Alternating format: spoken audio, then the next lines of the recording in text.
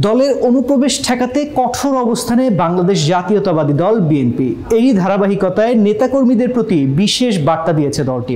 এতে বলা হয়েছে, দলের কোনো স্তরে কমিটিতে অন্য কোনো রাজনৈতিক দলের নেতাকর্মী বা অরাজনৈতিক ব্যক্তিকে যোগদান করানো যাবে না। সম্প্রতি দেশের একাধিক স্থানে বিএনপির কমিটিতে আওয়ামী লীগের নেতাকর্মীদের নাম স্থান পায়। এ নিয়ে তুমুল সমালোচনার মুখে দলের পক্ষ থেকে বিতর্কিত কমিটি স্থগিত ঘোষণা করা হয়েছে।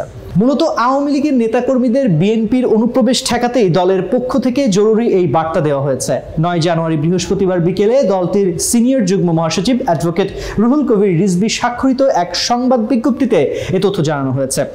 দলের পক্ষ থেকে সংবাদ বিজ্ঞপ্তিতে বলা হয়েছে, বাংলাদেশ জাতীয়তাবাদী দল বিএনপি এবং এর অঙ্গ ও সহযোগী সংগঠনের সকল স্তরের নেতাকর্মীর অবগতির জন্য আবারও জানানো যাচ্ছে যে বিএনপির ওয়ার্ড থেকে জাতীয় পর্যায়ে এবং বিএনপির অঙ্গ ও সহযোগী সংগঠনের ওয়ার্ড থেকে কেন্দ্রীয় কমিটি পর্যন্ত কোন স্তরেরই কমিটিতে অন্য কোনো রাজনৈতিক দলের নেতাকর্মী বা অরাজনৈতিক ব্যক্তিকে যোগদান করানো যাবে না। কিন্তু গভীর উদ্বেগের সাথে লক্ষ্য করা যাচ্ছে যে পতিত আওয়ামী লীগ সরকারের বিভিন্ন রাজনৈতিক সংগঠন কৌশলে বিএনপি সহ এর অঙ্গ সহযোগী সংগঠনের পদ বাগিয়ে নেয়ার অপচেষ্টায় লিপ্ত রয়েছে।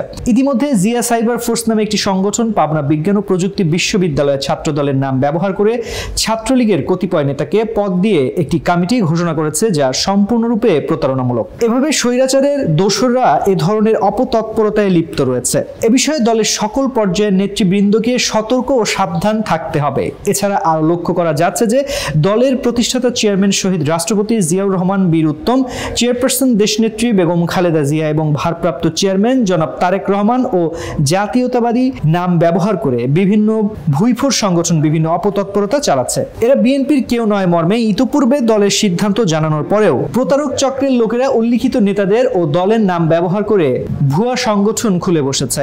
আমরা পুনরায় বিএনপি এবং এর সকল অঙ্গ সহযোগী সংগঠনের নেতাকর্মীদের উক্ত ভুয়া সংগঠনগুলোর বিষয়ে সতর্ক থাকার অনুরোধ জানাচ্ছি। বিএনপি এবং এর অঙ্গ সহযোগী সংগঠনের সকল স্তরের নেতাকর্মীদের প্রতি দলের এই নির্দেশনা যথাযথভাবে অনুসরণ করার জন্য বিশেষভাবে অনুরোধ করা হলো।